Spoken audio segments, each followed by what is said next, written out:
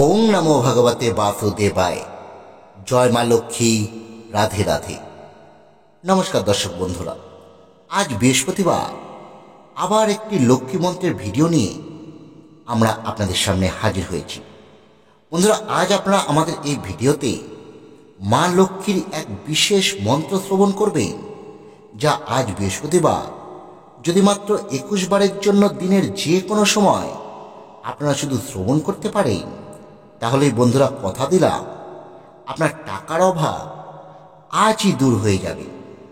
আজ বৃহস্পতিবার দিনটি হল মা লক্ষ্মী বিশেষ আরাধনার দিন।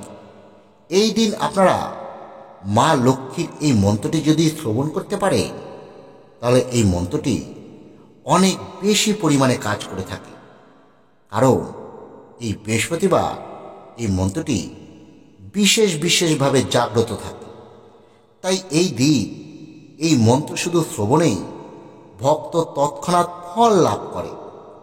মান্যতা রয়েছে, এই মন্ত্র আজ বৃহস্পতিবার যদি কোনো ভক্ত পুরো 21 বারই শ্রবণ করতে পারে, তাহলে সে আজই হঠাৎ কোনো না কোনোভাবে অর্থ পেতে পারে।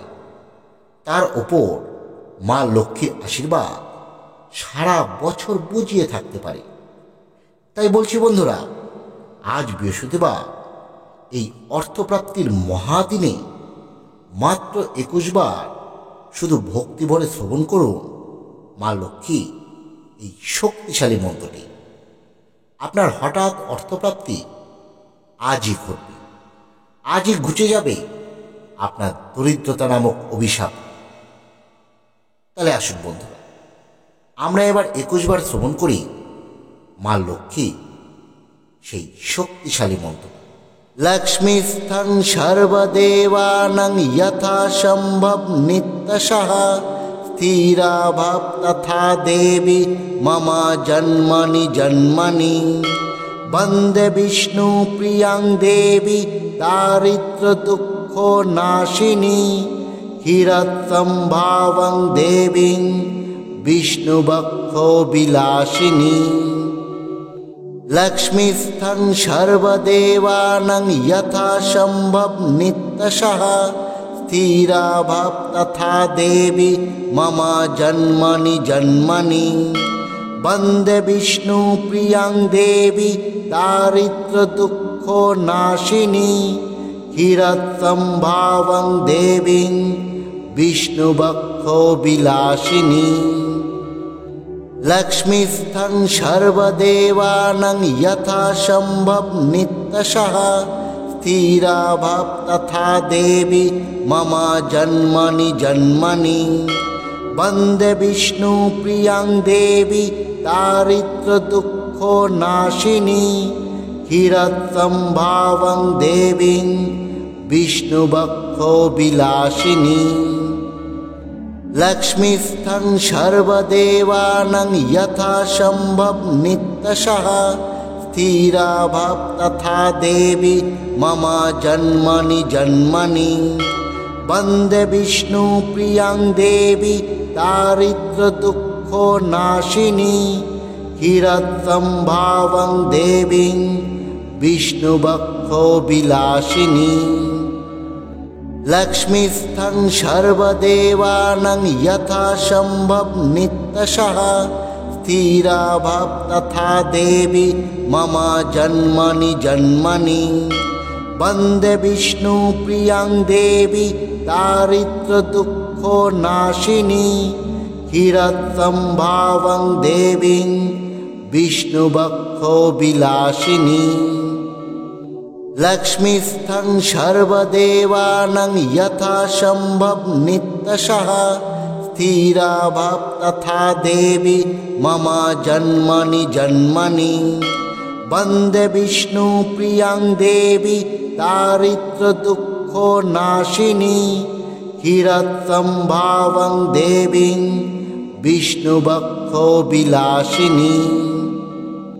লক্ষ্মীস্থং সর্বদেবানাং যথা সম্ভব নিত্যশঃ স্থিরা ভাব তথা দেবী মম জন্মনি জন্মনি বন্দে বিষ্ণু প্রিয়াং দেবী दारिद्र्यदुःखनाशिनी क्षीरसम्भवां देवीं विष्णुवक्षोविलासिनी लक्ष्मीस्थं सर्वदेवानां यथासम्भव नित्यशः स्थिरा भव तथा देवी मम जन्मनि जन्मनि वन्दे विष्णुप्रियां देवी दारिद्र्यदुःखनाशिनी क्षीरसम्भवां देवीं विष्णुवक्षोविलासिनी लक्ष्मीस्थं सर्वदेवानां यथासम्भव नित्यशः स्थिरा भव तथा देवी मम जन्मनि जन्मनि वन्दे विष्णुप्रियां देवी दारिद्र्यदुःखनाशिनी क्षीरसम्भवां देवीं विष्णुवक्षोविलासिनी लक्ष्मीस्थं सर्वदेवानां यथासम्भव नित्यशः स्थिरा भव तथा देवी मम जन्मनि जन्मनि वन्दे विष्णुप्रियां देवी दारिद्र्यदुःखनाशिनी क्षीरसम्भवां देवीं विष्णुवक्षोविलासिनी लक्ष्मीस्थं सर्वदेवानां यथासम्भव नित्यशः स्थिरा भव तथा देवी मम जन्मनि जन्मनि वन्दे विष्णुप्रियां देवी दारिद्र्यदुःखनाशिनी क्षीरसम्भवां देवीं विष्णुवक्षोविलासिनी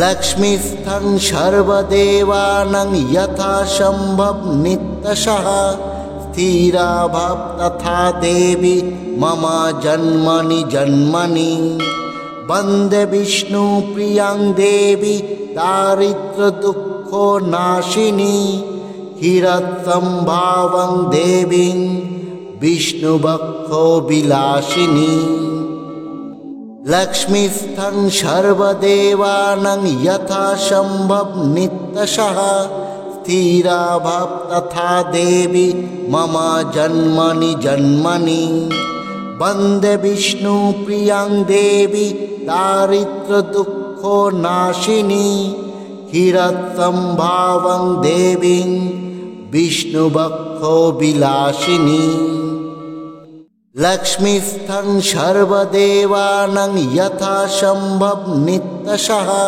स्थिरा भव तथा देवी मम जन्मनि जन्मनि वन्दे विष्णुप्रियां देवी दारिद्र्यदुःखनाशिनी क्षीरसम्भवां देवीं विष्णुवक्षोविलासिनी